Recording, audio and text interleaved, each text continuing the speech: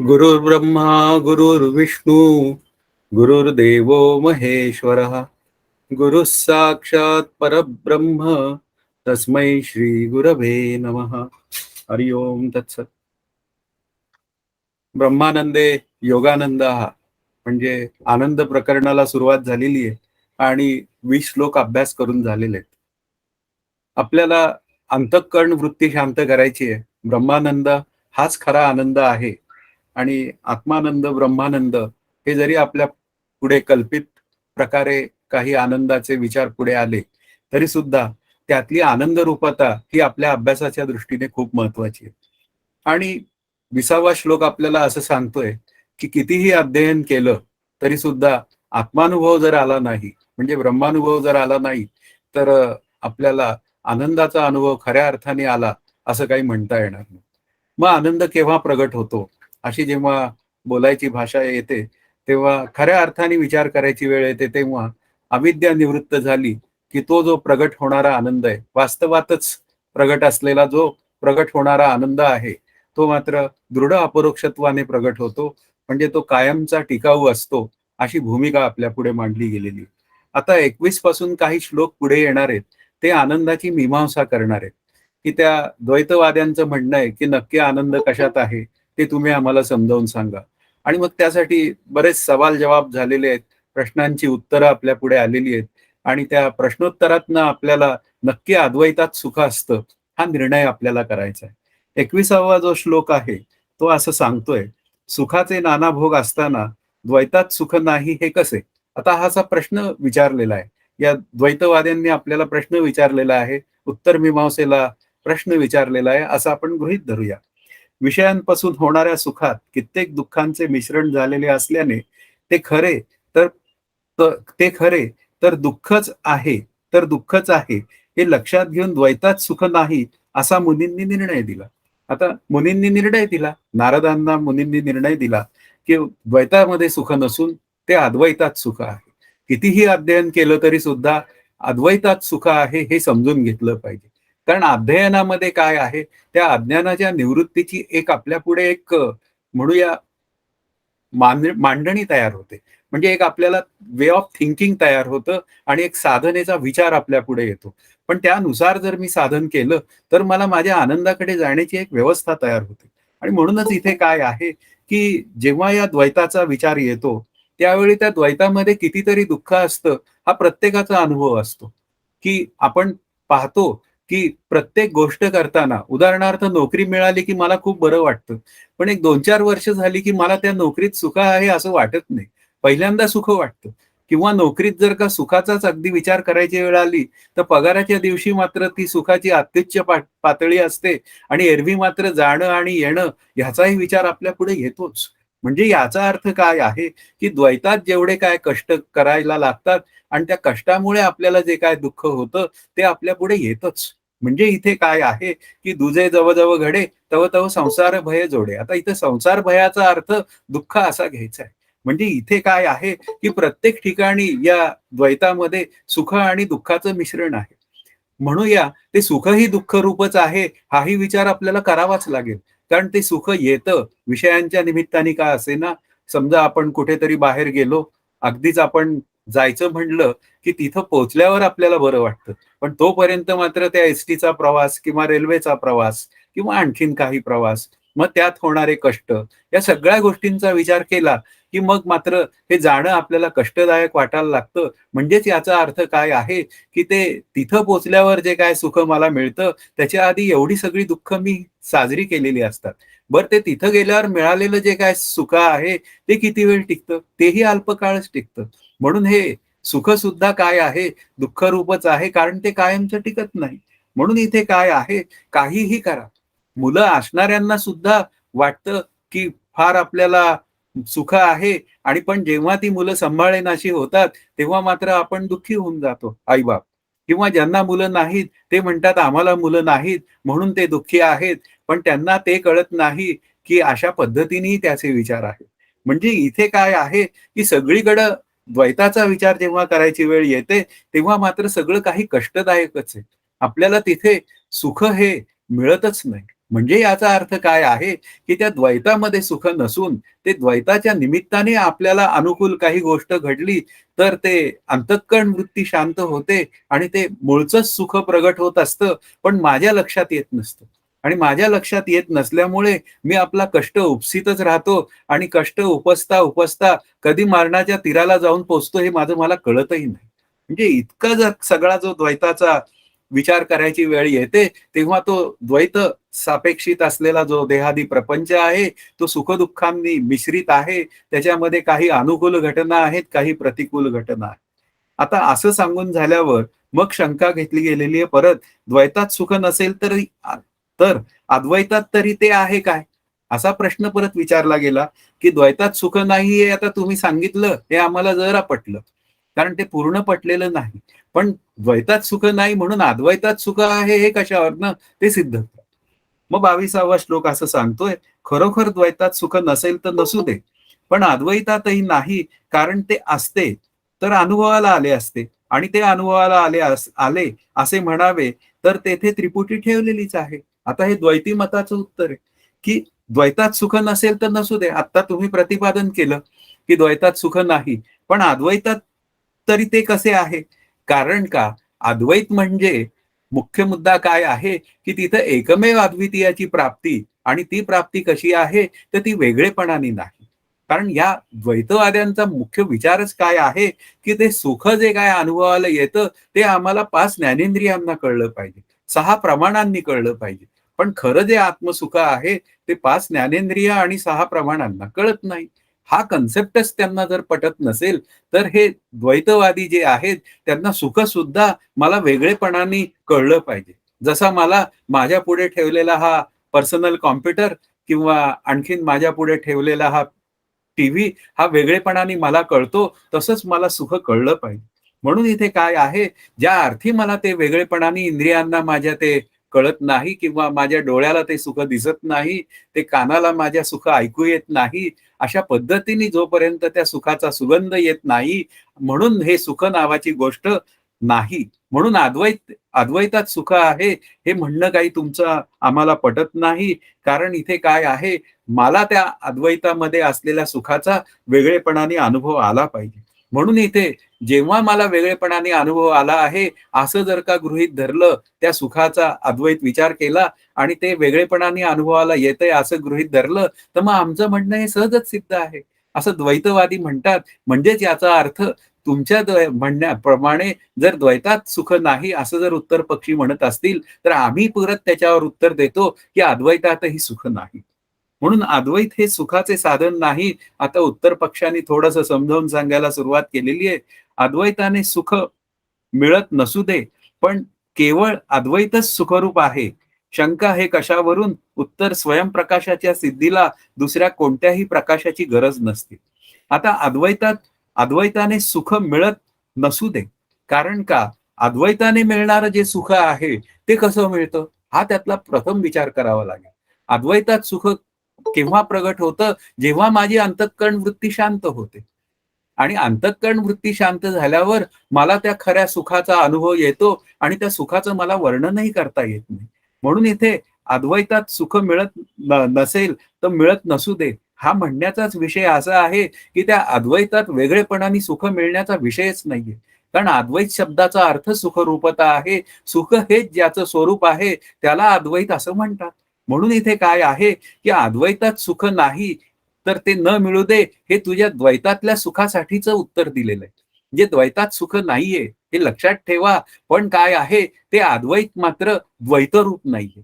अशा पद्धतीने आपल्याला जर ते कळून घेता आलं, तर अद्वैतात सुख नसेल, तर मिळत नसेल तर न मिळू दे. अशा पद्धतीने जे उत्तर दिलं गेलेलं आहे, त्याची एक आपली उत्तराची एक स्टाईल आपल्याला लक्षात येईल. म्हणून इथे पुढे काय आहे, की मुख्य विचार आहे, पण केवळ अद्वैतच सुखरूप आहे. पण अद्वैत नावाचं जे तत्व आहे, की ज्याला आपण आत्मस्वरूपाचं सुख असं म्हणतो, ते मात्र केवळ सुखरूप आहे.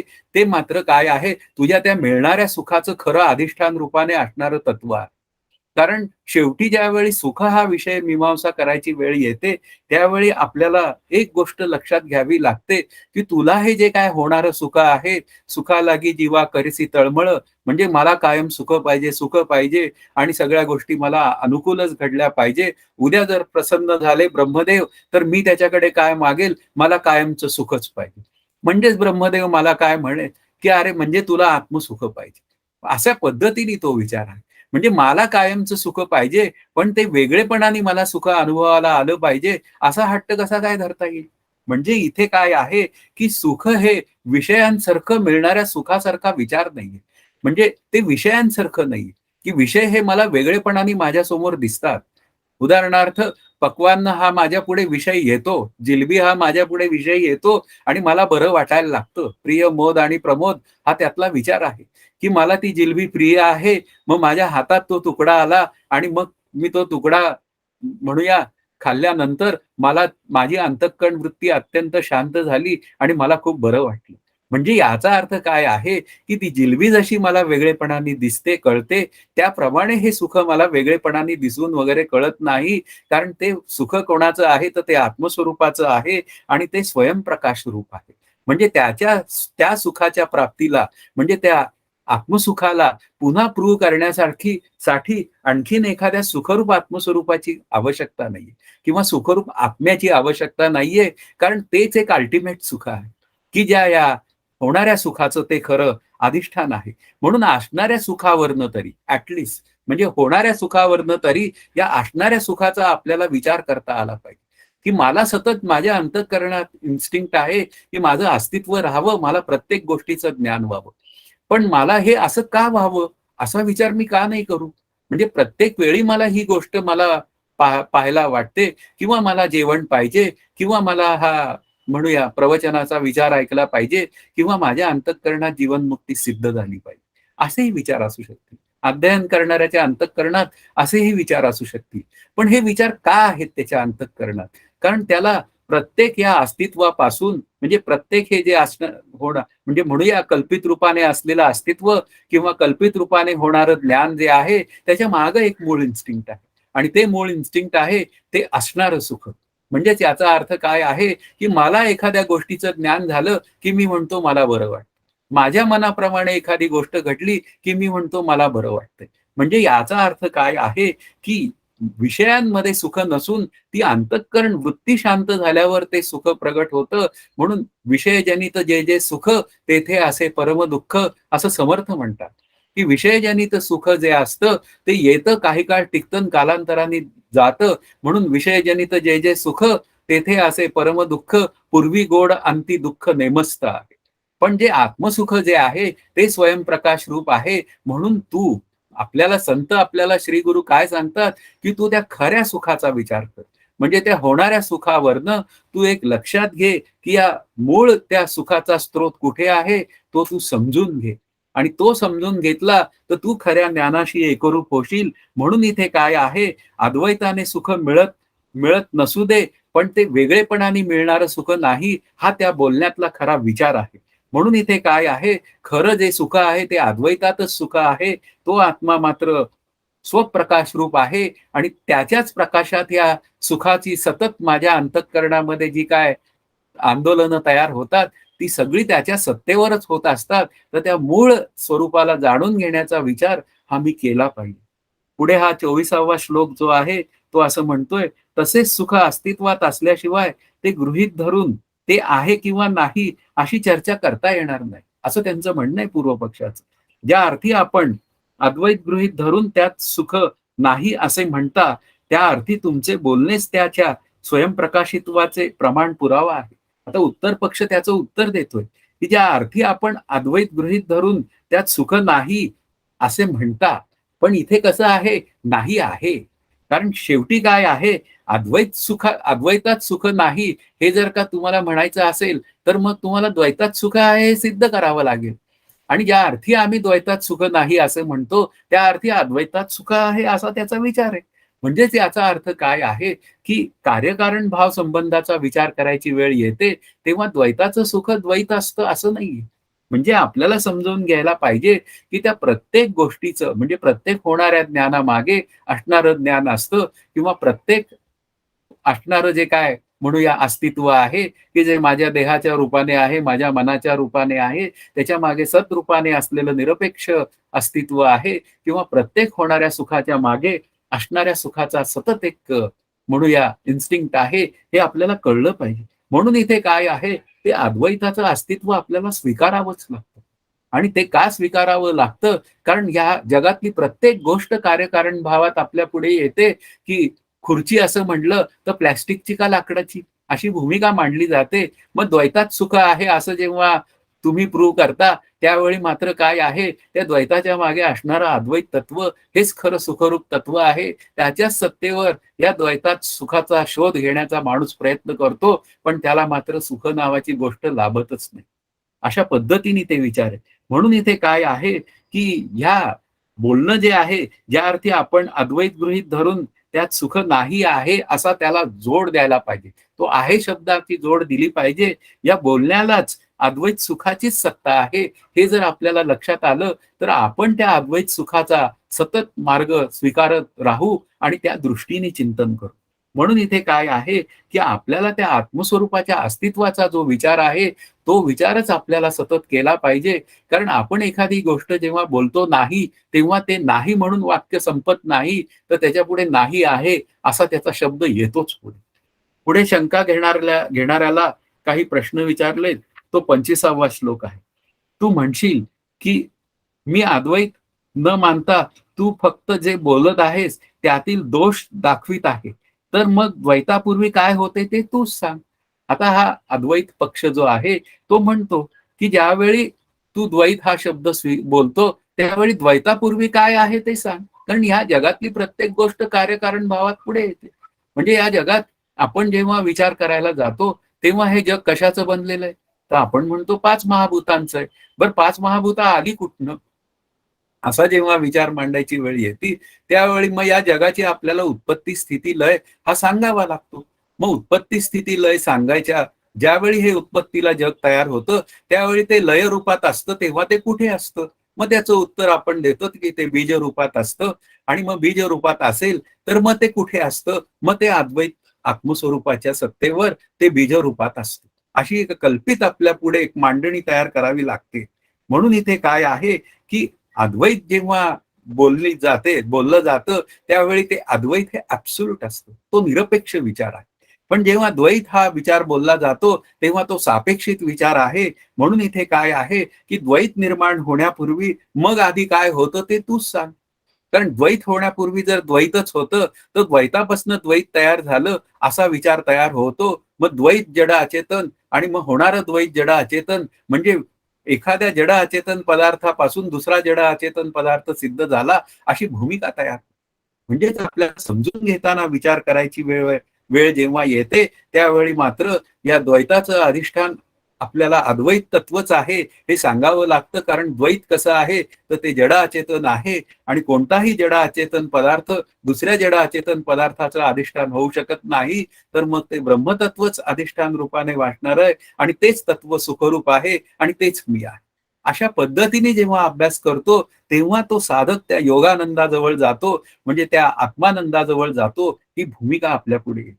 आता पुढचा जो 26वा श्लोक आहे, तो द्वैतापूर्वी असणारी संभाव्य तत्वे व त्यांचे निराकरण.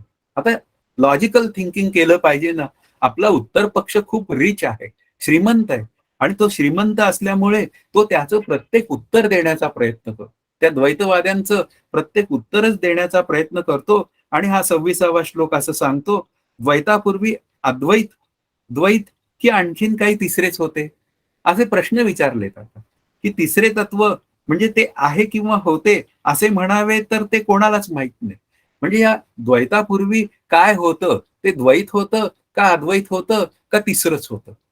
म्हणजे अद्वैत तिसरंच होतं, तर तिसरं काय होतं हे तू सांग.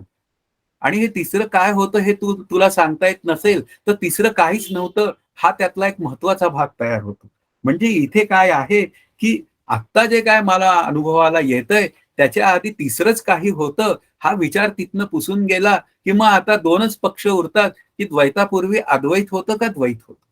असा तो त्यातला विचार आहे. म्हणून इथे काय आहे, द्वैतापूर्वी जर का द्वैत होतं, असा जर का विचार असेल, तर कोणताही जड अचेतन पदार्थ दुसऱ्या जड अचेतन पदार्थाचं अधिष्ठान होऊ शकत नाही. म्हणून इथे काय आहे, आपल्याला त्या द्वैतापूर्वी द्वैत होतं, हाही विचार आपल्यातनं बाजूला जातो. मग प्रत्येक गोष्ट जर कार्यकारण भावासमोर भावासह आपल्यापुढे जर स्पष्ट बोलावी लागते किंवा ती बोलली जावी लागते. कारण प्रत्येक वेळी आपण विचारतो, का हा प्रश्न विचारतोच की. मग का हा प्रश्न विचारतो, तर मग त्याचं उत्तर द्यावं लागतं. हा त्यातला भाग आहे. म्हणून इथे काय आहे, एकच पर्याय शिल्लक उरतो, तो म्हणजे द्वैतापूर्वी अद्वैतच शिल्लक होते. म्हणून इथे काय आहे, पण त्या अद्वैताचं अस्तित्व आहे ना, ते निरपेक्ष आहे. प्रश्न कुठे निर्माण होतो, की त्या अद्वैताचं जे काय अस्तित्व आहे, निरपेक्ष अस्तित्व आहे, ते मला वेगळेपणाने जाणता येत नाही. म्हणजे ते माझ्या 5 ज्ञानेंद्रिय आणि 6 प्रमाणाचा तो विषय नाही. म्हणजे तो जर आनंदच जर मला सहजच ग्रहण करायचा असेल, तर क्षणभर मी शांत व्हावं आणि क्षणभर शांत झालं, तर मग काय आहे, त्या आनंदाचा अनुभव मला येण्याची व्यवस्था आहे. आणि मग बरं त्या पूर्व पक्षालाही क्षणभर शांत करून जर का त्या आनंदाचा अनुभव आला आणि मग त्या आनंदाच्या अनुभवाचं वर्णन त्याला कर म्हटलं, तर त्याला त्याचं उत्तर देता येत नाही. म्हणजेच याचा अर्थ काय आहे, आनंदाला वेगळेपणाने पाहता येत नाही. ज्या अर्थी मी वेगळेपणाने पाहतो, त्या अर्थी माझ्या अंतःकरणात आनंद नावाची गोष्ट सिद्ध होत नाही. म्हणजेच आपल्याला समजूनच घ्यावं लागतं, की आनंदाचं म्हणजे अद्वैताचं तत्वज्ञान जेव्हा आपल्यापुढे मांडायची वेळ येते, तेव्हा काय आहे, ते अंतःकरण शांत होईपर्यंतच त्याचा खरा विचार असतो. ज्यावेळी माझी अंतःकरण वृत्ती विशेषत्वाने कार्यरत नसते, त्यावेळी ती माझी अंतःकरण वृत्ती व्यवहार करून सुद्धा म्हणजे बाधितानुवृत्तीने व्यवहार करून सुद्धा ती शांत गृहीत धरली जाते.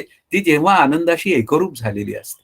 अशा पद्धतीने दृढ अपरोक्षत्वाने आनंदाची एकरूप झालेली अंतःकरण वृत्ती जेव्हा या व्यवहारामध्ये व्यवहार करते, पण व्यवहार करूनही ती शांत राहते, तेव्हाच खऱ्या अर्थाने त्या आनंदाचा लाभ झालेला आहे, असं आपल्याला म्हणावंच लागतं.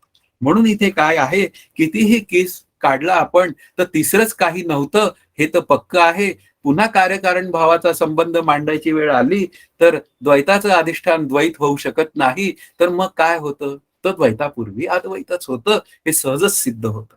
आता पुन्हा पूर्व पक्ष बोलतोय, की हे युक्तीने सिद्ध झाले, तरी अनुभवाने सिद्ध होत नाही. म्हणजे आता तुम्ही हे सगळं युक्तीने सिद्ध केलंय. उत्तर पक्षाला म्हणतायत, पण आता तुम्ही हे अनुभवाने सिद्ध करा. हे युक्तीने सिद्ध झाले, तरी अनुभवाला येत नाही असे जर म्हणशील, तर या युक्तीला दृष्टांत आहे व दृष्टांत नाही, यापैकी काय आहे असे तुला वाटते? तिसरा पर्याय नाही. आता 27वा श्लोक तेच सांगतोय, की पूर्व पक्ष हा युक्तीने स्वीकारायला तयार नाही. म्हणजे मान्य झालं, की अनुमान युक्ती शब्दाचा अर्थ अनुमान असा आहे. अनुमान शब्दाचा अर्थ एक समजावून सांगण्याची प्रणाली. पण त्या समजावून सांगण्याच्या प्रणालीनी जर का तुला कळत नसेल, तर त्याचं म्हणणं आहे, की त्याला दृष्टांत पाहिजे. म्हणजेच पूर्व पक्षाचं म्हणणं काय आहे, की दृष्टांत हा दिला पाहिजे आणि हे साहजिक आहे, की प्रत्येक गोष्ट जेव्हा समजावून सांगायची वेळ येते, तेव्हा त्याला दृष्टांत हा द्यायला पाहिजे. आणि दृष्टांत हा दोघांना समजणारा पाहिजे. त्या वक्त्यालाही माहिती पाहिजे आणि त्या वक्त्याने त्या श्रोत्याला अनुसरून दृष्टांत दिला पाहिजे. श्रोते जर का ज्ञानेश्वरीच्या अभ्यासाचे भक्त असतील, तर त्यांना ज्ञानेश्वरीतला दृष्टांत दिला पाहिजे. अगदी आपला उत्तर पक्ष तयार आहे. दृष्टांत द्यायला तयार आहे, पण दृष्टांत कशासाठी चाललाय हा विचार आपल्याला करावाच लागतो. ज्ञानदेव म्हणतात, "मंथुनी नवनीता तैसे घे अनंता." अरे दृष्टांत कशासाठी दिला? तर तो द्राष्टांतासाठी दिलेला आहे. तो दृष्टांत समजून घेण्यासाठी दृष्टांत आहे. दृष्टांत नेहमी एकदेशी असतो. त्या दृष्टांतातनं तुला दृष्टांत समजला की तुझं काम झालं. म्हणून या पूर्व पक्षाला आता काय आहे, तुझ्या मते काही दृष्टांत आहे का नाही? म्हणजे तुमच्या मते काही दृष्टांत असेल तर द्यावा. मग आता पूर्व पक्ष म्हणतोय पुन्हा त्याच्यावर, अनुभव नाही व दृष्टांत नाही, अशी युक्ती फार शोभिवंत असेल. युक्तीला दृष्टांत असेल तर सांगावा. आता इथे अनुभव नाही व दृष्टांत नाही, म्हणजे वेगळेपणाने अनुभव सांगता येत नाही, पुन्हा त्याला काही दृष्टांत तुम्हाला देता येत नाही, उत्तर पक्षी हो, तर मग तुमची युक्ती फारच शोभिवंत आहे. म्हणजे आता जी सांगितलेली 26व्या श्लोकातील युक्ती, की तिसरंच काही असेल, तर ते सिद्ध होत नाही. द्वैताचं अधिष्ठान द्वैत होऊ शकत नाही, तर मग द्वैताचं अधिष्ठान अद्वैतच आहे. म्हणजे द्वैतापूर्वी अद्वैतच होतं. अशा पद्धतीने जेव्हा आपण अद्वैत युक्तीने सिद्ध केलं, तर ते त्यांना काही पटत नाही, तर त्याला तुम्ही आम्हाला समजेल म्हणजे दोघांना पटेल असा दृष्टांत द्या आणि दृष्टांत नसेल तर गप्प बसा. असं ते उत्तर पक्षाला म्हणतायत मग सुषुप्तीचा दृष्टांत व पूर्व पक्षाकडून त्याची चेष्टा आहे. पण काय आहे, आपण दृष्टांत द्यायचा एक प्रयत्न करत आहोत. हा 29व्या श्लोकाचा विचार आहे. सिद्धांत पक्ष म्हणतो प्रलयकाळी अद्वैतच असते, कारण झोपेप्रमाणे त्यावेळी सुद्धा द्वैताची अनुपलब्धी असते. पूर्व पक्ष सुषुप्तीकालीन अद्वैतासाठी दृष्टांत देत आहोत. आता मुख्य विचार काय आहे, की प्रलयकाळी अद्वैतच असते, कारण झोपेप्रमाणे त्यावेळी द्वैताची अनुपलब्धी असते. म्हणजे जेव्हा प्रलय काळ होतो, तेव्हा बीजरूपात सृष्टी ही साठवली जाते. आणि त्यावेळी काय असतं, ती साठवली जाते तर कुठे साठवली जाते, तर ती ब्रह्मस्वरूपामध्ये साठवली जाते. असा तो एक कल्पित रूपाने मांडलेला म्हणजे ब्रह्मस्वरूपावर केलेला आरोप आहे. वास्तवात जग नावाची गोष्ट झालेलीच नाहीये, हे तर त्यांना समजणंच लांबचं. पण आता काय झालंय, कल्पित रूपाने आपण जग स्वीकारलेलं आहे. ते सतासत विलक्षण अनिर्वचनीय आहे. ती थेअरी सुद्धा त्यांना मान्य नाहीये. पण आता करायचं काय? दृष्टांत दिला पाहिजे. मग ते म्हणतायत आपले लोक, की झोपेमध्ये सुद्धा द्वैताची उपलब्धी नाही, म्हणजे अनुपलब्धी आहे. म्हणजे याचा अर्थ काय झाला, की झोपेमध्ये सुद्धा अंतःकरण वृत्ती शांत होते आणि शांत झाल्यानंतर मग मी दुसऱ्या दिवशी उठल्यावर म्हणतो, की मी अत्यंत शांत झोपलेलो होतो. मला खूप बरं वाटतंय. आता या बरं वाटण्यावरनं मी त्याचा सुखाचा विचार करतो. म्हणजेच काय आहे, झोपेला वर्तमान काळ नाही, झोपेला भविष्यकाळ नाही, झोपेला भूतकाळ आहे. म्हणजे भूतकाळाच्या अनुभवातनं तो झोपेबद्दल बोलू शकतो, की या ठिकाणी कुठल्याही इंद्रियांचं माझं कार्यरत नव्हती. त्यानंतर माझी अंतःकरण वृत्ती सुद्धा सहज शांत होती. तरी सुद्धा मला आता झोपेतनं उठल्यावर जो काय आनंदाचा अनुभव आलेला आहे, तो मी तुम्हाला सांगतो. कारण मला आता अत्यंत बरं वाटतंय. म्हणजे याचा अर्थ काय आहे, की या पद्धतीने आम्ही तुम्हाला झोपेतल्या गाढ म्हणजे आनंदाचं म्हणजे विषय तिथे उपलब्ध नाहीयेत. म्हणजेच तिथं काय आहे, अद्वैत होतं. ज्या अर्थी तिथे मला गाढ झोपेत मी उठल्यावर आनंदाची मीमांसा करतो, त्या अर्थी त्या गाढ झोपेत आनंद हा असला पाहिजे. अशा पद्धतीने मी माझं विधान केलेलं आहे. पण पूर्व पक्ष जो आहे ना, तो असं म्हणतोय, की झोपेतली जी काय गाढ झोपेचं जे तुम्ही मला उदाहरण दिलेलं आहे, त्याला काहीतरी आणखीन एखादं पॅरलल मला वेगळेपणाने कळणारं उदाहरण पाहिजे. म्हणजे गाढ झोपेला पॅरलल उदाहरण असं देता येत नाही. त्या गाढ झोपेतला अनुभव हा ज्याचा त्यानीच घ्यावा लागतो. म्हणजे तो अनुभव कसा आहे, तो स्वसंवेद्य अनुभव आहे. अशा पद्धतीने बोललं जातं. आता स्वसंवेद्य शब्दाचा अर्थ आहे, जे 5 ज्ञानेंद्रिय आणि 6 प्रमाणांना कळत नाही. म्हणजे झोपेचा अनुभव हा उदाहरण देण्यापुरता दिलेला आहे. पुढे झोपेतलं सुख आणि आत्मसुख यांची तुलना होणार आहे, त्यावेळी ती होईलच. म्हणजे याचा अर्थ काय आहे, अनुभवाचा विचार करायची वेळ जेव्हा येते, तेव्हा अद्वैतामध्ये सुद्धा या द्वैतातलं सुख सुख किंवा दुःख नसतं. म्हणजे द्वैताची भूमिका तिथे नसते, ती केवळ अद्वैताची भूमिका असते. म्हणजे द्वैताची भूमिका शांत झाली, की ते अद्वैत सुख असतं, हा त्यातला विचार आहे आणि ते अद्वैत सुख वेगळेपणाने अनुभवाला येत नसल्यामुळे त्याला आत्मसुखाचा दर्जा द्यावा लागतो. म्हणजे झोपेतल्या सुखालाही आपण आत्मसुखाचा दर्जा देतो. पण आता काय केलेलं आहे, हे समजावून सांगण्यापुरतं उदाहरण दिलेलं आहे. अशा पद्धतीने जर आपण विचार केला, तर त्या स्वसंवेद्य सुखाचा आणि त्या झोपेतील सुखाचा जो विचार आहे, तो केवळ उदाहरण देऊन समजावून सांगण्याचा विषय आहे. प्रत्यक्षात आत्मसुख जे आहे, ते अनुपमेय आहे. त्याचं कुठेही त्याला उपमा देता येत नाही. असं ते जे काय आनंदाचं सुख आहे आणि ते वर्तमान काळी मला अनुभवाला येतं, म्हणजे ते मी जागृतीत असताना अनुभवाला येतं. जागृती, स्वप्नी पांडुरंग म्हणजे सुषुप्तीतही पांडुरंग अशा पद्धतीने ते मला अनुभवाला येतं. विशेषतः जागृतीमध्ये त्याचा विचार जास्त केला जातो. आता पुढे त्यावर 30व्या श्लोकाचा विचार आहे. सिद्धांत पक्षाने तर्काने झोप जाणता येते असे म्हटल्यास त्यावर आक्षेप आहे. आता त्यावर आक्षेप काय आहे? दुसऱ्याला लागलेली गाढ झोप हाच जर का दृष्टांत असेल, तर तुझ्या कौशल्याची तारीफ करावी तेवढी थोडीच आहे. कारण जो मी झोपलो आहे हे जाणत नाही, तो दुसऱ्याची झोप कशी जाणणार? आता दुसऱ्याला लागलेली जी गाढ झोप आहे, आता पूर्वपक्षी नक्की काय म्हणतो? जर ती गाढ झोप दुसऱ्याची असेल, तर त्याच्या झोपेतील अवस्थेचा तर्क समोरचा करू शकतो का नाही शकतो? आता त्याच्यावर उत्तर आपल्या यांनी दिलेलं आहे, की दुसऱ्याला गाढ झोप लागलेली आहे. आता दुसऱ्याला गाढ झोप लागलेली आहे, तर त्या गाढ झोपेचा अनुभव मला कसा येईल? मला गाढ झोप लागल्यावर मला माझ्या गाढ झोपेचा अनुभव येईल. तो त्याला येणार नाही. बरं त्यावेळी तो येईल काय? त्या गाढ झोपेच्या क्षणी मला त्या अनुभवाचा विचार करता येईल काय? तर नाही, कारण झोपेला भूतकाळ आहे. म्हणजे मी जागा झाल्यावरच म्हणतो ना, की मला फार छान झोप लागली होती आणि मला खूप बरं वाटलं. म्हणजे ही भूमिका जी मांडलेली आहे, ती मी जागा झाल्यावरच म्हटलेली आहे.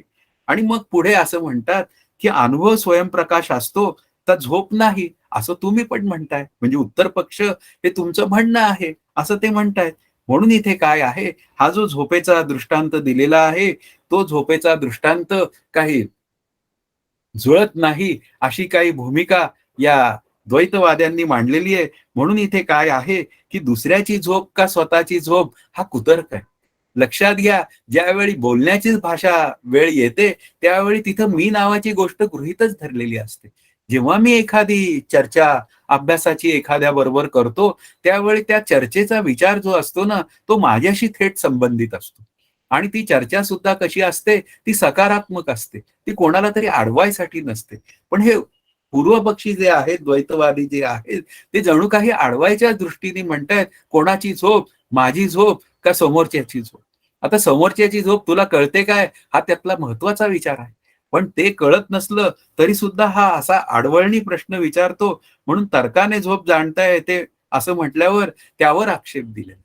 आणि मग त्यावरचा आक्षेप हा दुसऱ्याची का माझी झोप अशा पद्धतीने बोलला गेलेला विचार आहे. तोच आक्षेप आणखीन पुढे त्यांनी 31व्या श्लोकात सुरू ठेवलेला आहे. तो असा आहे, माझ्याप्रमाणे हा निचेष्ट दिसत असल्याने त्याच्या निद्रेचा तर्क करावा, तर तुझी सुषुप्ती स्वसंवेद्य आहे असे म्हणावे लागेल. कारण तूच तिचे उदाहरण देत आहे. इथे काय आहे, की गाढ झोपेत आपण कसे दिसतो हे कोणालाच कळणे शक्य नाही. मी जेव्हा गाढ झोपेत असतो, त्यावेळी मी कसा झोपेत दिसतो हे माझं मला कसं काय कळेल? त्याचं मग शूटिंगच करावं लागेल. आतमध्ये एक कॅमेरा ठेवावा लागेल आणि मग ते दिसतो कसा हे मी शोधावं लागेल. बरं ते दिसतो कसा हे सुद्धा मला नंतरच कळणार आहे, जागं झाल्यावर. म्हणजे याचा अर्थ काय आहे, की तो गाढ झोपला आहे, या संदर्भात त्याची काही हालचाल चालत नाहीये, त्या अर्थी तो गाढ झोपलेला आहे, असं काहीसं आपण म्हणू शकतो. पण याचा अर्थ प्रत्येकाची हालचाल नाहीये, तो गाढ झोपलेला आहे, हे कसं काय म्हणायचं? म्हणजे इथे काय आहे, असा कुतर्क सुषुप्तीच्या दृष्टांताबद्दल करून पूर्व पक्षाने त्याची येथे चेष्टा केली आहे. पण चेष्टा करून मिळणार काय मला? मुख्य मुद्दा काय आहे, मला जर काही मिळवायचं असेल, तर त्यासाठी मला कोणाची चेष्टा करून चालत नाही. नक्की काय जे मला अभ्यासाचं जे काय तंत्र आहे, ते माझ्यापुढे विकसित झालं पाहिजे. आपल्याला इथे सुखाची मीमांसा समजावून सांगण्याचा विचार चाललाय, की अद्वैतात सुख आहे. ते द्वैतात सुख नाहीये. "दुजे जव जव घडे, तव तव संसार भय जोडे." म्हणजे द्वैतामध्ये सुख आणि दुःख या दोघांचं मिश्रित जीवन आहे. आणि तोच त्या ईश्वराचा काय म्हणूया तो विचार आहे, की ही माणसं पापकर्म करतात आणि पुण्यकर्म करतात आणि पापाचं कर्म फळ दुःख आणि पुण्यकर्माचं फळ सुख असा त्याचा विचार आहे. आणि मग त्याप्रमाणे त्याला त्याच्या जीवनात ती फळं द्यावी लागतात. अशा पद्धतीने हे जीवन आहे, हे सुख-दुःखांनी मिश्रित आहे. पण मुख्य मुद्दा काय आहे, त्या सुखरूपतेचा विचार जर मला करायचा असेल, तर ती अंतःकरण वृत्ती शांत झाल्याशिवाय हा योगानंद म्हणजे ब्रह्मानंद योगानंद हा प्रगट होणार नाही. त्यासाठी झोपेच्या सुखाचं उदाहरण दिलेलं आहे. पण ती कोणाची झोप, माझी का तुझी? हालचाल नाही त्या अर्थी मग ते प्रेत आहे का? काय तो त्याला इंजेक्शन देऊन झोपवलाय? काय म्हणजे काय बोलतील याचा नेम नाही. पण मुख्य विचार काय आहे, की इथे काय आहे, की ते झोपेत मी कसा दिसतो हे माझं मला त्यावेळी कळणं शक्य नाही. मला नंतर कळेल जर का मी व्हिडिओ शूटिंग केलं तर. पण त्यावेळी मला कळणं शक्य नाहीये, हा त्यातला महत्वाचा विचार आहे. कारण तिथे त्या जाणणारं जे काय इंद्रिय वगैरे जे काय आहेत, मन, बुद्धी त्या सगळ्यांचा तिथे शांतता तिथे प्रस्थापित झालेली असते. अशा पद्धतीने झोपेच्या सुखाचा विचार आणि त्या अद्वैत सुखाचा विचाराची थोडीशी एक तुलना करण्याचा एक प्रयत्न केलेला आहे. आता अंतिम उत्तराचा सारांश जो आहे, तो 32व्या श्लोकाचा विचार आहे. खरे तर झोपेत इंद्रिये नाहीत व त्या अनुभवाला योग्य दृष्टांत नाही, तरी तू आधी झोपेचे अस्तित्व स्वीकारतोस. त्यावरून तू सुद्धा गाढ झोप स्वप्रकाश रूप आहे, असे आढळणाने मान्य करतोस. कारण साधन नसताना ज्ञान होणे हे स्वप्रकाशाचे स्वरूप आहे. इथे लक्षात घ्या, की गाढ झोपेत इंद्रिय नाहीत हे तू मान्य करतोच आहे. इंद्रिय जागी नाहीत हेही मान्य करतोय. त्याला पॅरलल दृष्टांत नाही. दृष्टांत असला तर तू दे. माझं म्हणणं काय आहे, मला नाही कळत. मी उत्तर पक्षी आहे हे मान्य आहे मला. मला दृष्टांत येत नाही. मग दृष्टांत येत नाही तर तू तरी दे ना मग. मग तुझ्याकडेही दृष्टांत नाहीये. तुझी अवस्था बिकटच आहे. आम्ही तरी एक दृष्टांत दिला. उत्तर पक्षाने एक दृष्टांत दिला. हा त्यातला भाग आहे. म्हणजे याचा अर्थ काय आहे, की योग्य दृष्टांत नाही, तरी तू आधी झोपेचे अस्तित्व स्वीकारतोच ना. रोज झोपतोसच ना. मग झोपतोस याचा अर्थ झोपेचं अस्तित्व स्वीकारतोस. म्हणजेच याचा अर्थ काय आहे, ती गाढ झोप जी आहे, ती स्वप्रकाश रूपच आहे. कारण गाढ झोपेत ज्या अर्थी मला काही कळत नाही आणि त्या गाढ झोपेतनं जेव्हा मी जागा होतो, तेव्हा मला मी म्हणतो, की मी फार गाढ झोपलो होतो आणि मला खूप आनंद झाला, म्हणजे मला खूप बरं वाटलं. मग त्या अर्थी काय झालं, ती जी काय झोप आहे, ते कोणतंही कारण नसताना जेव्हा एखादी गोष्ट आपल्या पुढे येते, आपण जेव्हा बोलतो, कारण नसताना ज्ञान होणे हे स्वप्रकाशाचे रूप आहे. कारण हे ज्ञानरूप तत्व जे आहे, ते कार्य कारणातीत आहे. आणि ते कोणाचं कार्यही नाही, ते कोणाचं कारणही नाही आणि त्याचंही कोणी कारण नाही. त्याचंही कोणतं कारण शोधायला गेलं तर अनवस्था प्रसंगी. म्हणजे ज्याचा अर्थ काय आहे, ते स्वप्रकाश रूप जे आहे, ते ज्ञानस्वरूप आत्मस्वरूपाचं आहे. म्हणून इथे काय आहे, की त्या झोपेमध्ये ती अंतःकरण वृत्ती, नंतर ती सगळी इंद्रिय लीन होतात आणि मला माझ्या खऱ्या सुखाचा आनंद अनुभव येतो. आणि त्या अनुभवामध्ये मात्र माझी अंतःकरण वृत्ती शांत झालेली असते. म्हणजेच इथे काय आहे, त्या अद्वैतातच सुख आहे, हाच त्याचा मुख्य विचार आहे. झोपेमध्ये अद्वैतच सिद्ध होतं, तसं पाहायला गेलं तर. मी तसं पाहायला गेलं तर हा शब्द बोलतो, कारण आता पुढच्या श्लोकापासनं जरा टोनिंग बदलणार आहे. कारण त्यासाठी ज्ञानदेवांच्या ओवीचं इथे आपल्या पुढे मांडलेलं आहे, की साचची पुढती वीरा न येता स्वप्न जागरा, तरी ब्रह्मभाव साचोकारा म्हणून निका. आपल्याला ते झोपेचं उदाहरण कशासाठी दिलंय तेवढाच विचार करायचा. की झोपेमध्ये इंद्रिय शांत झालेली असतात, अंतःकरण वृत्ती शांत असते आणि असं झालं की सुख प्रगट होतं. आता तेच आपल्याला जागृतीत करायचं. जागृतीमध्ये ही अंतःकरण वृत्ती शांत करायची आहे आणि ती इंद्रियांची जी सैरभैरता आहे ती थोडी शांत करायची आहे आणि ती शांत झाली की माझी अंतःकरण वृत्ती शांत होते आणि मला माझ्या खऱ्या आनंदाचा अनुभव येतो. हा मुख्य विचार आहे. जर त्या झोपेमध्ये तुला स्वप्न आणि जाग आली नसती, स्वप्न पडलं नसतं, जाग आली नसती, तर आम्ही त्यालाही ब्रह्मभाव म्हटलं असतं. पण ज्या अर्थी मला गाढ झोपेतनं जाग येते, त्या अर्थी काय आहे, मला त्या आनंदातनं थोडं का होईना बाजूला पडावंच लागतं. म्हणून गाढ झोपेत वास्तविक ब्रह्मानुभव असतो, परंतु स्वप्नात व जाग येताक्षणी पुन्हा अविद्येचा प्रवाह चालू होतो. या शब्दाचा अर्थ पूर्वी जसं माझी अंतःकरण वृत्ती अज्ञानाने भरलेली असते, तीच पुढे कॅरी ऑन होते. म्हणजे जागृतीत मला पूर्वी जे सगळे पदार्थ सत्य वाटत असतात, ते तसेच सत्य वाटतात.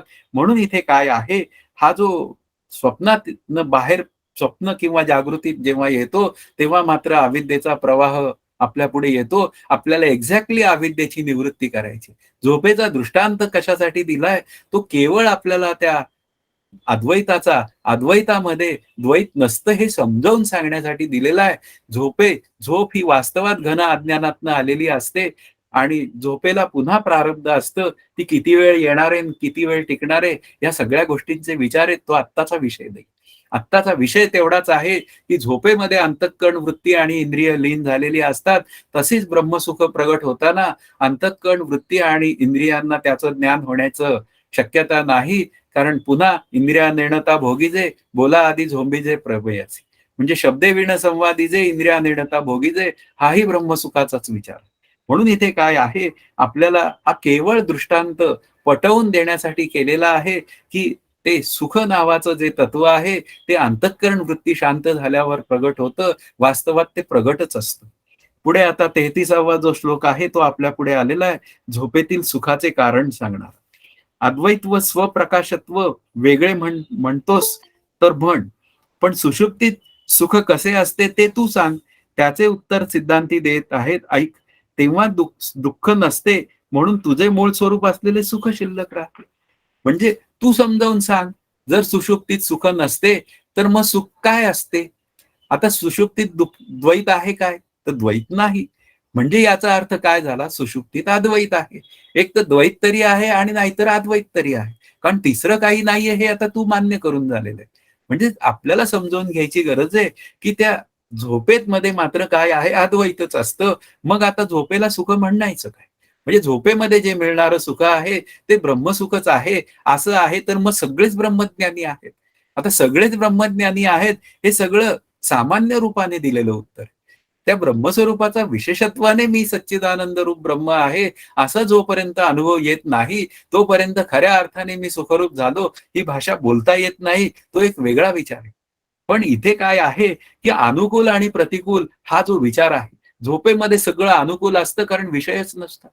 तिथे विषय नसतो आणि काहीच नसतं. सगळी ती शांत अंतःकरण वृत्ती झालेली असते. मग अशा पद्धतीने जर का मला निर्विषय अवस्था प्राप्त होत असेल, तर निर्विषय अवस्थेमध्ये सुख आहे. अशा पद्धतीने काय आहे, ती सगळी झोपेत मिळणारं जे काय सुख आहे, ते काय आहे, ते आपल्याला होणाऱ्या सुखामध्ये त्याचा पुन्हा अवलंब करावा लागतो. कारण झोप ही मात्र प्रारब्धाधीन असल्यामुळे झोप लागली तर सुख आहे, झोप लागली नाही तर दुःख आहे. म्हणजे याचा अर्थ काय आहे, पण तरी सुद्धा एक तत्व असं आहे, की ते झोप लागली, नाही लागली किंवा मी जागा असलो, तरी सुद्धा सुख नावाची माझी प्रवृत्ती कुठे गेली?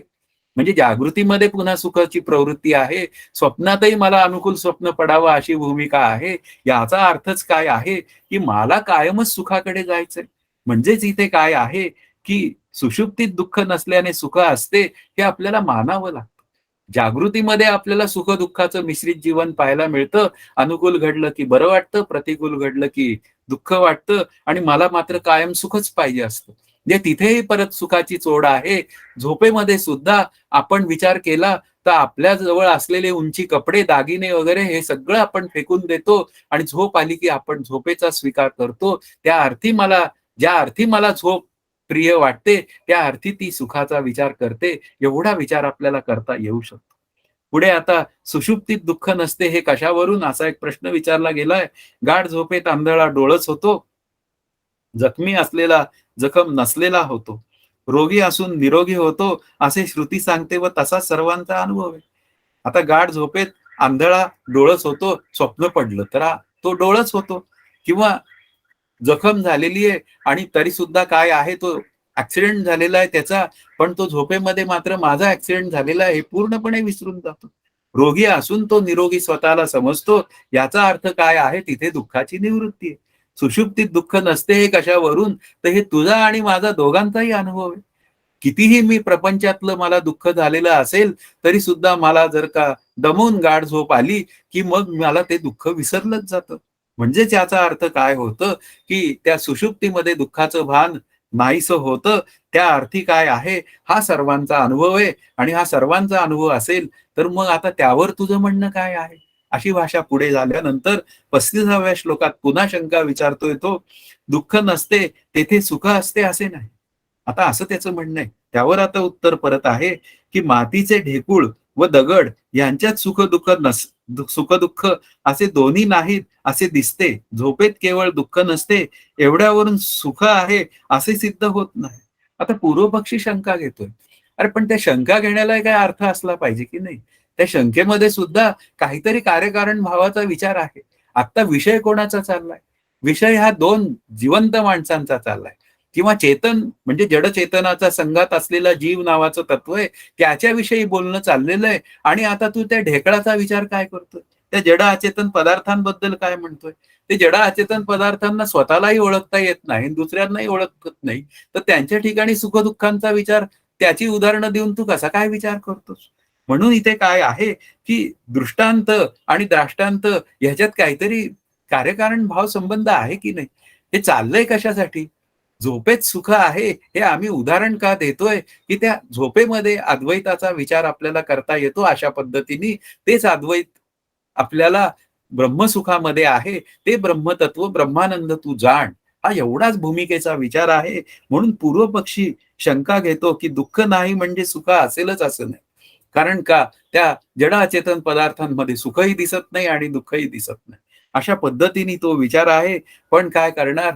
तुम्ही काहीतरी बोलणार आणि मग त्याला काहीतरी बोलून आपणच आपलं हसू करून घेणार, याला काही अर्थ नसतो. पुढे 36वा जो आजच्या अभ्यासातला आपला शेवटचा जो श्लोक आहे, तो करूया. त्याचं कारणच असं आहे, की हे जे सगळे श्लोक आहेत, ते बरोबर जर आपण इक्वल त्याची जर का भागून त्या श्लोकांची संख्या काढली, तर मग आपल्याला ते श्लोक इक्वल भागात विभागून आपण काहीसं 40-45 मिनिटाचं एक चिंतन मांडून आपण आपल्याला ते प्रकरण बरोबर आपल्या वेळेत संपवू शकतो. म्हणून आजच्या अभ्यासातला हा जो शेवटचा श्लोक आहे किंवा आणखीन एखादा दुसरा श्लोक होऊ शकतो, तो करायचा प्रयत्न करूया. चेहरा उतरणे व प्रसन्न होणे यावरून दुसऱ्या माणसाच्या सुख-दुःखाचे ज्ञान होते, पण मातीचे ढेकूळ असे नसते. त्यालाही दैन्यादी नसल्याने दुःखादींचा तर्क संभवत नाही. आता त्याच्या दृष्टांताला उत्तर दिलेलं आहे, की माणसाच्या चेहऱ्यावरनं त्याच्या लक्षात येतं, की हा सुखात आहे का दुःखात आहे. त्याचं बरं चाललेलं असेल, तर चेहरा बरा असतो आणि त्याची जी काय देहबोली असते, ती सहजच आनंदाकडे जाण्याची असते. त्यावरून ते कळतं. पण इथे मात्र जे जड अचेतन पदार्थ आहेत, त्यांच्यामध्ये हा काही बदलच दिसत नाही. म्हणजे त्यामुळे इथे हा जो दृष्टांत तू जे देतोय, की त्या जड अचेतन पदार्थांमध्ये सुखही दिसत नाही आणि दुःखही दिसत नाही, तर ते बोलणं तुझं कसं काय बरोबर आहे? म्हणजे ते बोलायचं जे आहे ना, ते काहीतरी लॉजिकल बोललं गेलं पाहिजे. हा त्यातला भाग आहे. म्हणून स्वतःचे व दुसऱ्याचे सुख-दुःख सारखेच नाही, हे सांगणारा 37वा श्लोक असं सांगतो, स्वतःच्या सुख-दुःखाविषयी तर्काची गरज नाही. त्याचे अस्तित्व स्वतःलाच आलेल्या अनुभवाने कळते. ती सुख-दुःखे नसल्याने स्वतःच्या अनुभवाशिवाय दुसऱ्या कशानेही ती कळत नाही. आता मग स्वतःचे व दुसऱ्याचे सुख-दुःख सारखेच नाही. पण माझी सुख-दुःख मला कळतात ना. मला लक्षात येतं ना, की दुसऱ्याचा चेहऱ्यावरनं तर्काचं अनुमान केलं. पण इथे माझंच जेव्हा वेळ येते, तेव्हा मी सुखात आहे का दुःखात आहे, माझं मी ठरवू शकतो. म्हणजे जिथे काय आहे, की तिथे तर्काची गरज नसते. अनुभव हेच प्रमाण असतं. म्हणून इथे काय आहे, अनुभव हेच जर का प्रमाण असेल, तर तसा झोपेचाही तू विचार कर. झोपेमध्ये तूही झोपतोस, तुलाही सुख मिळतं. म्हणजे याचा अर्थ काय आहे, झोपेमध्ये इंद्रिय शांत झालेली असतात, अंतःकरण शांत झालेलं असतं, हे तुलाही कळतं. बस हा दृष्टांत दिलेला तू समजून घे. तसंच त्या अद्वैतामध्ये ही अंतःकरण वृत्ती शांत होते, इंद्रिय शांत होतात आणि मला माझ्या आनंदाचा अनुभव येतो. फक्त तो आत्मानात्म विचार करून असलेला पाहिजे, झालेला असला पाहिजे, एवढा विचार मात्र तिथे पक्का आहे. तो विचार पुढे-पुढे येणार आहे, त्यावेळी तो आपण करूया. 38वा श्लोक जो आहे, तो असं सांगतोय, आपल्या सुख-दुःखाला अनुभव हेच प्रमाण आहे, असे सिद्ध झाल्यावर झोपेतील दुःखाचा अभावही अनुभवाने सिद्ध होतो. ज्या अर्थी सुखाला विरोधी दुःखाचा तेथे अभाव असतो, त्या अर्थी तेथे निरपेक्ष सुख असते असे स्वीकारावे लागते. म्हणजे माझ्या मध्ये होणाऱ्या जी मला सुख-दुःख आहेत, त्या अनुभवाचा साक्षी म्हणजे ते मलाच मला कळतं, असा त्यातला विचार आहे. मग तसंच काय आहे, त्या झोपेमध्ये दुःखांचा अभाव असतो, हे माझं मला कळतंय. मग त्या अर्थी झोपेमध्ये काय आहे? त्या अर्थी झोपेमध्ये सुख आहे. म्हणजे ज्या काय आहे, झोपेमध्ये दुःख नसते, हे जर का पक्का असेल, तर मग झोपेमध्ये काय असते? अशी भाषा पुढे येते. कारण शेवटी काय आहे, आपल्याला काय आहे हे सिद्ध करायचंय. काय नाही हे सिद्ध करायचं नाहीये. कारण बोलणी कशासाठी चाललेली आहेत, तर बोलणी सुखरूपतेसाठी चाललेली आहेत. म्हणजे सुख हेच माझं स्वरूप असून दुःख हे आगंतुक आहे. कारण दुःखाची कोणाला अपेक्षा आहे काय? दुःखाची मलाही अपेक्षा नाहीये आणि कोणालाच अपेक्षा नाहीये. म्हणून इथे काय आहे, सुषुप्तीत ज्या अर्थी दुःख नाही, त्या अर्थी तिथे सुखच आहे, हा विचार आपल्याला करावा लागेल. आजच्या अभ्यासातला आता खऱ्या अर्थाने शेवटचा जो श्लोक आहे, तो मी सांगतो. जर झोपेतील सुखाविषयी एक तर्क आहे. जर झोपेत सुख नसते, तर माणसाने मोठ्या खटपटी करून झोप येण्यासाठी मऊ गादी इत्यादी साधने कशासाठी घरात करून ठेवली असती? हा एक सरळ प्रश्न विचारलेला आहे, की जर का झोपेत सुख नाही असं तुझं द्वैतवादी मत आहे, तर मग या झोपेसाठी तू सुखाची साधनं कशाला गोळा केली असती? चांगला एसी कशाला लावला असता? उन्हाळ्यामध्ये त्या एसीचं टेम्परेचर गार करून तू झोपेसाठी हे सगळं एसी केला, नंतर मऊ-मऊ गादी केली, पलंग तयार केला, सगळी सुखाची साधनं केली आणि ती साधनं कशासाठी केली तू जमा ही?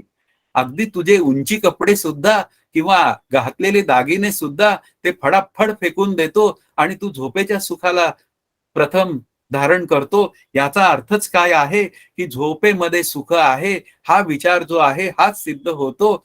तुझं म्हणणं जे काय आहे झोपेमध्ये सुख नाही किंवा त्या दगड-धोंड्यांचा विचार जो सांगितला, तो सुद्धा संयुक्तिक नसून त्या झोपेमध्ये सुख आहे, हे जर का सिद्ध होत असेल, तर आपल्याला केवळ ते सुख नावाची गोष्ट समजावून सांगायची आहे. झोपेतल्या सुखाचा विचार आपल्याला इथे मांडायचा नाहीये. हे लक्षात घ्या. आपल्याला ते सुख अद्वैताचा विचार सांगणारा सुखाचा विचार हा आपल्या पुढे आणायचा आहे आणि तो विचार पुढे आणण्यासाठी ही या झोपेच्या सुखाचं उदाहरण म्हणून दिलेला विचार आहे आणि तो विचार आपण करून पुढे त्या निरपेक्ष सुखाचा विचार आपण सतत केला पाहिजे आणि तेच निरपेक्ष तत्व की जे एकमेव अद्वितीय सुखाचं तत्व ते मी आहे असा जर का विचार माझ्या अंतःकरणात पक्का झाला तर मी आनंदाचे डोही आनंद तरंग अशी अवस्था भोगू शकतो. तर आज इथे आपण थांबूया. जय जय रघुवीर समर्थ.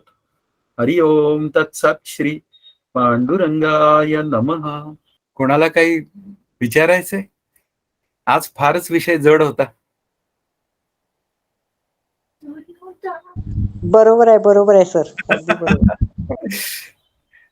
ते केवळ उदाहरण दिलेलं एवढा विचार करावा की झोपेमध्ये सुख असतं एवढं आपल्याला फक्त त्या सुखाची मीमांसा करण्यासाठी दिलेलं उदाहरण आहे. आपला जो मूळ विचार आहे की सुख अद्वैतातच आहे तो विचार आपल्याला ठेवायचा आहे, बाकी काही नाही. बोला, काही प्रश्न आहेत नाही, का? विषय फार समजून विषय सांगितलेला आहे. अवघड तसं काही नाही आहे ह्याच्यामध्ये. फार सुंदर समजून सांगितलं. मग त्यात नक्की काय सांगायचंय ते सांगा ना प्लीज. नक्की काय सांगायचंय या श्लोकांमध्ये ते सांगा, म्हणजे आपला अभ्यास आहे.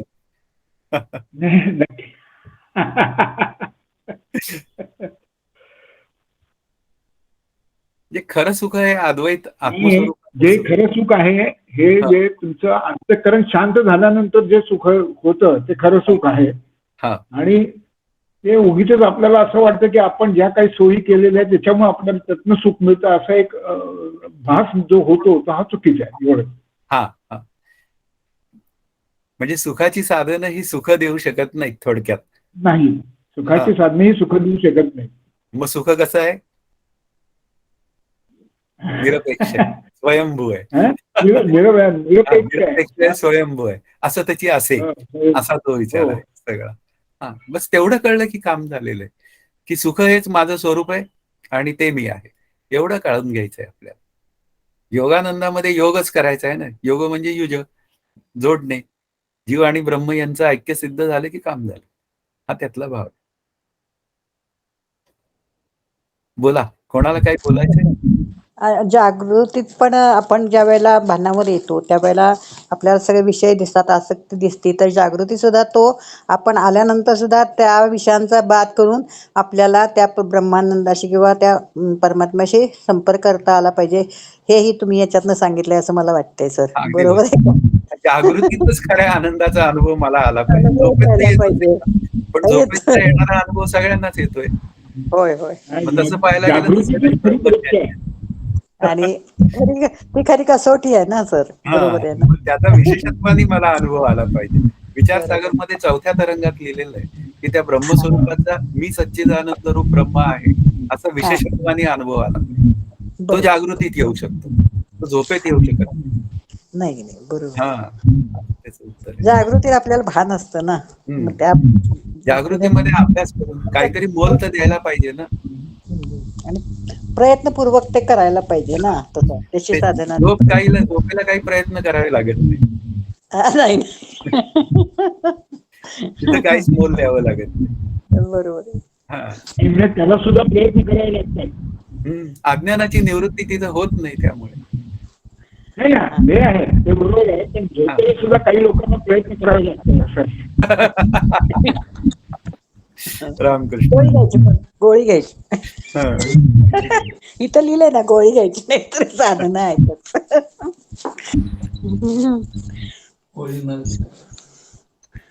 तुम्ही छान सांगितलं सगळं खरं.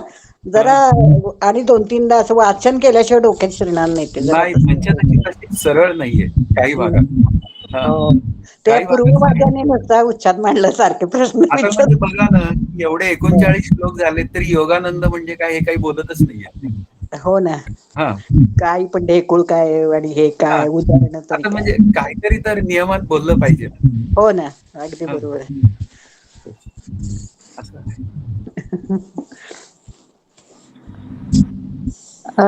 नमस्कार काका, अशोका बोलते. झोपेत मिळणारा आनंद, झोपेतून मिळणारं जे सुख आहे ते ठीक आहे, त्याला काही प्रयत्न करावे लागतात, नाही करतात ठीक आहे. पण झोपेतनं उठल्यानंतर जे काय अज्ञानाचे संस्कार आहेत ते संस्कार परत चालूच होतात. त्यामुळे हो. झोपेतनं मिळणारा आनंद हा काही सर्वोच्च मानू नये किंवा त्याला काही जास्त महत्व देऊ नये. तसा आनंद मला जागृतीत मिळत राहण्यासाठी हो. जागृतीमध्ये पण ते युज जे तुम्ही म्हणलात की जोडून राहणे, तो योग साधला पाहिजे. हो. स्वरूपाचं सतत अनुसंधान ठेवलं पाहिजे. ते सतत चिंतन ठेवलं पाहिजे. नामस्मरण केलं पाहिजे. म्हणजे मग चालती बोलती समाधी किंवा जागृतीमध्ये पण तो आनंद मिळण्याची सोय होती. हो. असं हो. त्याच्यात महत्वाचं ते म्हणजे आहे. तिथे जागृतीमध्ये अज्ञानाच्या निवृत्तीसाठी प्रयत्न आहेत. हो. तिथे तसे सतत झोपेमध्ये नाहीयेत. हा बरोबर आहे. झोपेत तशी व्यवस्था नाहीये. प्रयत्न नाहीयेत कुठे नाही. काही. हा हा हा त्यांचा त्यामुळे जागृतीमध्ये विवेक सतत जागृत ठेवला पाहिजे मला. पाहिजे. सतत हो, विवेक केला पाहिजे. कार्यकारण भाव मनात तो संबंध आहे. विवेक हा हा. अज्ञानाची निवृत्ती आपोआप होईल का? नाही. नाही. शक्यच नाही. हा. त्यासाठी विवेकच आवश्यक आहे. अभ्यास करायलाच हवा. वाचन करायला करायला पाहिजे. त्याच्याशिवाय विवेक सतत जागृत राहणार नाही तो मला. नाही राहणार. असं नाही, आहे. अभ्यास नाही केला तर विवेक नाही. विवेक नाही. नाही तर मग आत्मानंद होणार नाही. नाहीच. हो. हा हो. त्यातला भाग. हो. हो. परमार्थात किंवा व्यावहारिक सत्तेत कुठलीही गोष्ट ही मिळत नाही, आपोआप मिळत नाही. म्हणजे हो. म्हणजे प्रयत्न करावा उदाहरणार्थ माझ्याकडे काही पैसे नसतील, काही नसतील आणि मला 2 वेळा जेवायची जर भ्रांत असेल, तर हा. मला जाऊन भीक तरी मागितलीच पाहिजे. हो. खरंय. जेवण्यासाठी. म्हणजे काहीतरी तर केलंच पाहिजे. हो. तिथं केलं पाहिजे तर इथं का नाही? हो. हा त्यातला भाग आहे. आणि जितक्या प्रमाणात प्रयत्न तितक्याच प्रमाणात यश पण मिळतं. हे 100% आहे. परमार्थात मात्र 100% यश हो. हो. आहे. तिथे यश आहे. त्यामुळेच तर काका म्हणतात की तो प्रयत्नाधीन आहे. हो. 99% परमार्थ हा प्रयत्नात प्रयत्नाधीन आहे. 1% सोडून द्यावा. जेव्हा व्हायचं तेव्हा होईल. हो. हं. खरंय. त्याला हो. भ्यायचं कारण नाही. हो. आपलं सगळं सिद्ध करावा अभ्यास आणि हो. त्या प्रारब्धाला म्हणावं तुला पाहिजे तसं कर. हो. हं. आणि प्रपंच मात्र 90% 99% हा प्रारब्धाधीन आहे. अगदी फक्त म्हणजे 1% प्रयत्नाधीन आहे. फळाचा संबंध प्रयत्नाधीन म्हणजे आपल्या अभ्यासाचा हो. आणि प्रपंचामध्ये कितीही कर्म अगदी हे उत्कृष्ट केलं तर केलं तरी सुद्धा त्याचं फळ प्रारब्धात तेवढंच हो. असं नाही. प्रारब्धात जेवढा असेल तेवढंच मिळणार आहे. तेवढंच मिळतं. त्यापेक्षा अगदी थोडं सुद्धा जास्त मिळणार नाही. नाही मिळत. असं. त्यामुळे अभ्यास करत राहणे, प्रयत्न करत राहणे, अगदी. सतत स्वरूपाचं अनुसंधान ठेवणे वेगवेगळ्या प्रकारे. अगदी. म्हणजेच हा योगानंद हो. साधणे जागृतीमध्ये हो. हे महत्वाचं आहे. हो. हे आज कळलं आजच्या अग प्रवचनात. आता हे मागं नाही का विवेक करा, विवेक प्रकरणात सांगतात. म्हणजे हो. तो एस्पेशली खरं तो विवेकानंदाचाच विचार आहे. हो. पाहायला खरंय. गेलं तर. हां. हो. किंवा दीपानंद. हो. दीपानंदामध्ये काय आहे? साक्षीत्वानंदाचा विचार. साक्षीत्व आनंद हां. खरंय. हो. सगळी प्रकरणं आनंदाचीच आहेत पाहायला गेलं. एकमेकाला जोडलेलीच आहे ती सगळी सगळी एकमेकांची आनंदाचीच लिंकच आहे. प्रकरणं आहेत. हो. हां. म्हणजे पंचदशीचं आनंद प्रकरण 5 प्रकरणात आहे असं नाहीये. 15चे 15 प्रकरणं आनंदाची आहेत. हो. खरंय. पाहायला गेलं तर. खरंय. हा त्यातला भाग आहे. शेवटी आनंदच हवाय, सुखच हवंय तेच प्रत्येकाला. मला तेच पाहिजे. हा. सुखाचीच ओढ आहे. हं. छान तेव्हा झालं पण आजचं प्रवचन काका. अवघड काही नव्हता विषय. छान समजलंय. समजलंय ना मग हो. काय. हो. अगदी अगदी अगदी. चालेल. धन्यवाद काका. धन्यवाद.